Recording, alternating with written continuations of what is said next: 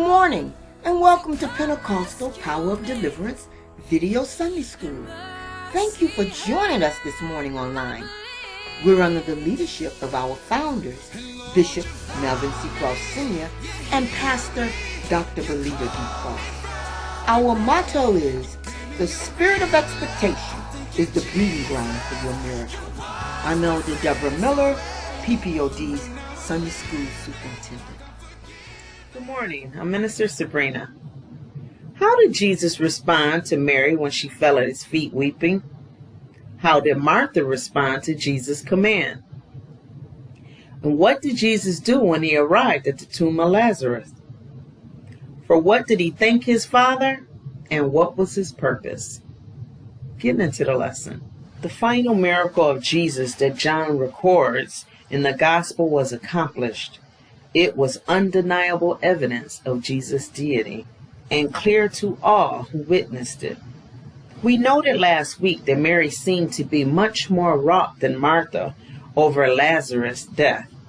When she came to Jesus, she fell at his feet and wept. Martha appeared to have been much more pragmatic of the two, while Mary seemed to be more emotional. But Jesus was able to relate to both of them according to their particular needs. When Jesus saw Mary crying along with her fellow mourners, it affected him deeply. He groaned in the spirit.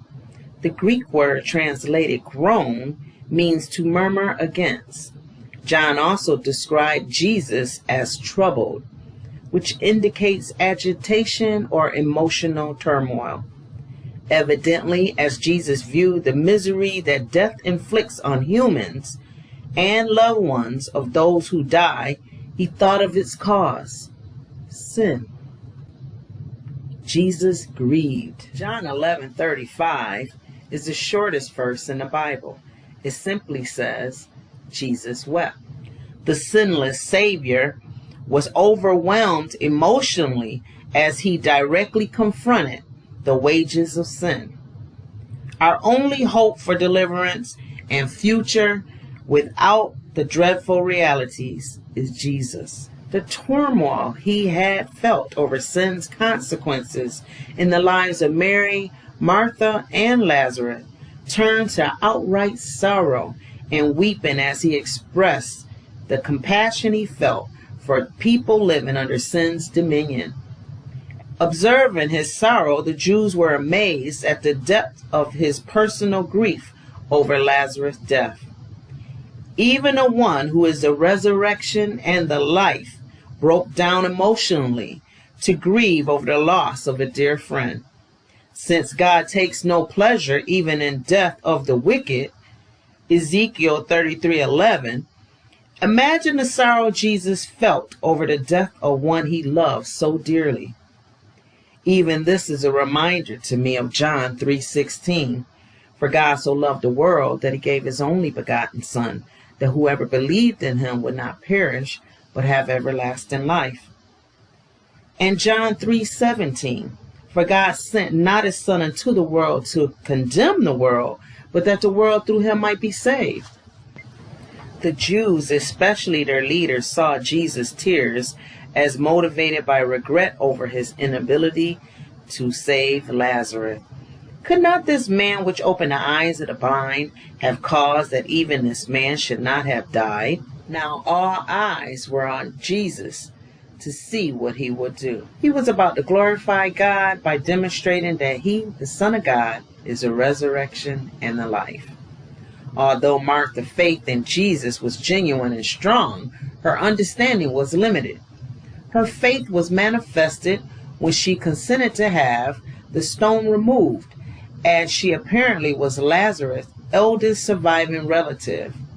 This could not have happened without her permission.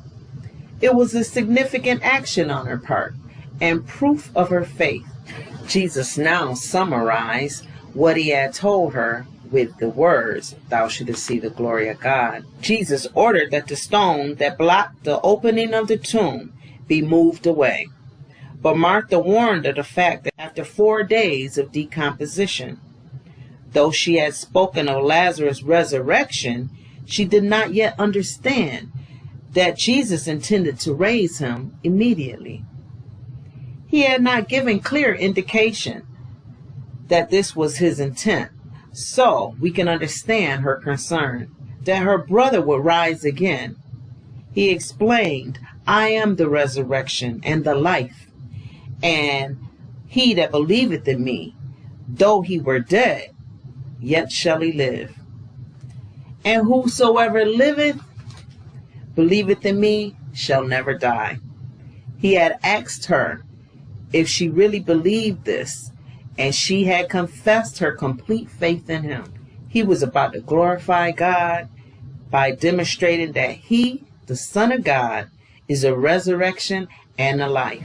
Lazarus' tomb was a small cave carved out of the limestone rock of a hillside. His prayer to the Father was an expression of confidence. He was praying for the benefit of the people who were present, that they may believe that thou hast sent me. Then with a voice of authority, Jesus cried out for Lazarus to come out of the tomb. "Lazarus, come forth." And he did come forth from out of the cave's opening, wrapped in grave clothes. While everyone present must have been shocked, Jesus calmly said, "Loose him and let him go." Jesus' divine power and authority was fully demonstrated in this miracle. His loud cry initiated more than one man's resurrection. It initiated the beginning of faith in Jesus as more than a teacher or a prophet or even the Messiah, but as an omnipotent God-man who, as Paul testified to the Colossians, embodies the fullness of Yahweh himself in human form. Colossians 2:9.